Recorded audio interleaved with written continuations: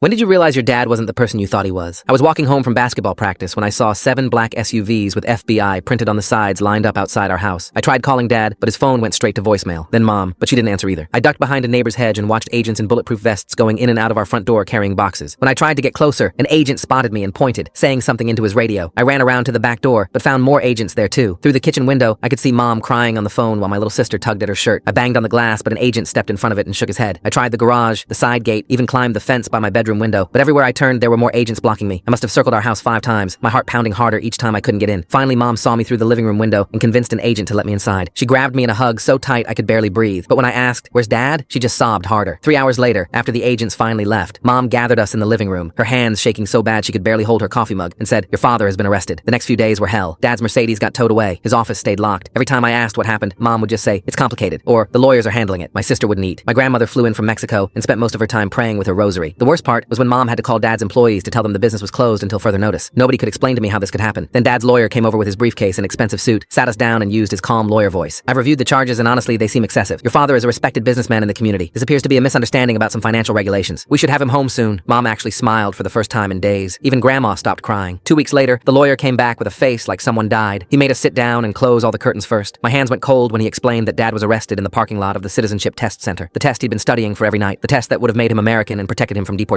They grabbed him 30 minutes before his appointment. 30 minutes. At first it felt so cruel, like they waited on purpose just to deport another immigrant, like they wanted to crush his dreams right at the finish line. Then the lawyer told us the rest. Dad wasn't importing electronics. He was smuggling the coca stuff, tons of it for years. The warehouse I'd visited on Take Your Kid to Work Day was full of coca. Every business trip to Mexico was really a coca run. Every time he said he was building the American dream for us, he was poisoning other people. The FBI didn't care about his citizenship test. They cared about the 17 tons of coca he'd brought across the border. A month later, Mom announced we were moving to Mexico. "We'll be together," she kept saying, like that fixed everything. On the plane, I stared at my basketball trophy in my lap, the only thing I was allowed to bring. No more varsity team, no more American colleges. Everything I'd worked for since I was 7 years old, gone. In my new Mexican school, they call me the American, even though I've never felt less American in my life. I'm a stranger in my parents' homeland, living a life I never chose, all because Dad wanted easy money more than he wanted to be legal.